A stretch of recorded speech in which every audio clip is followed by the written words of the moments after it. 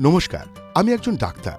আর আজকে আমি আপনাদের একটা খুবই গুরুত্বপূর্ণ কথা বলতে এসেছি। মন দিয়ে শুনবেন। আপনারা তো জানেন যে অ্যান্টিবায়োটিক ওষুধ কোটি কোটি লোকের প্রাণ বাঁচায়, কিন্তু এখন রোগ ছড়াবার ব্যাকটেরিয়া আগে থেকে বেশি শক্তিশালী হয়ে গেছে। এখন এদের উপরে অ্যান্টিবায়োটিক্সের প্রভাব কমে যাচ্ছে। এটা এই জন্য হয়েছে কারণ আপনারা ডাক্তারের পরামর্শ ছাড়াই অ্যান্টিবায়োটিক্স খান। সর্দি কাশি হলো অ্যান্টিবায়োটিক্স, ভাইরাল বা ফ্লু হলো তখনও অ্যান্টিবায়োটিক্স নিয়ে নিলেন, যখন কিনা অ্যান্টিবায়োটিক্স এই সবের চিকিৎসা না। আর সেই জন্যে অ্যান্টিবায়োটিক্সের পুরো কোর্স সব সময় সম্পূর্ণ করা উচিত, যখন কিনা অনেক লোকেরা এটাকে মাঝখানেই ছেড়ে দেয়। এই সব কিছু করে আমরা ব্যাকটেরিয়াকে অ্যান্টিবায়োটিক রেজিস্ট্যান্ট করে দিয়েছি।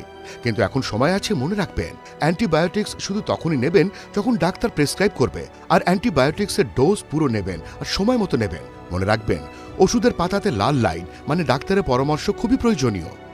স্বাস্থ্য এবং পরিবার কল্যাণ মন্ত্রক, ভারত সরকার দ্বারা জনস্বার্থে প্রচারিত।